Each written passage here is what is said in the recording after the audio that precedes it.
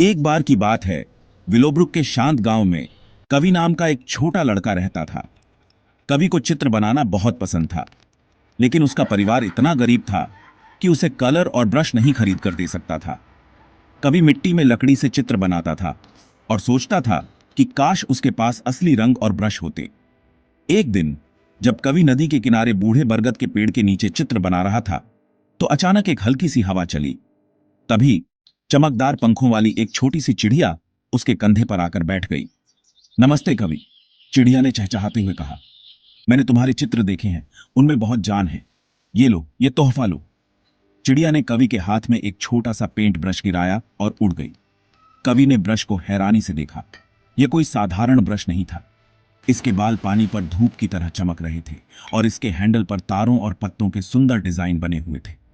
कवि ने ब्रश को मिट्टी पर छुआ तो देखते ही देखते रंग उभरने लगे। उसने एक छोटी सी मछली बनाई और वह जमीन से उचक कर नदी में कूद गई।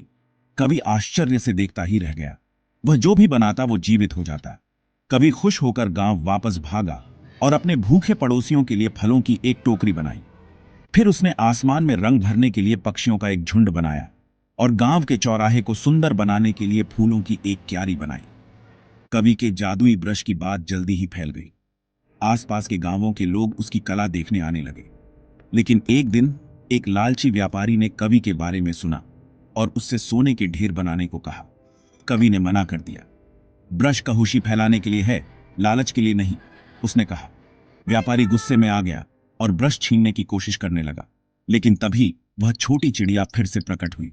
एक तेज आवाज के साथ उसने अपने पंख फड़फड़ाए और ब्रश को लेकर उड़ गई। कवि मुस्कुराया और उसने अपने तोहफे का इस्तेमाल अच्छे कामों के लिए करना जारी रखा। वह ऐसी चीजें बनाता जो लोगों को खुशी और उम्मीद देती।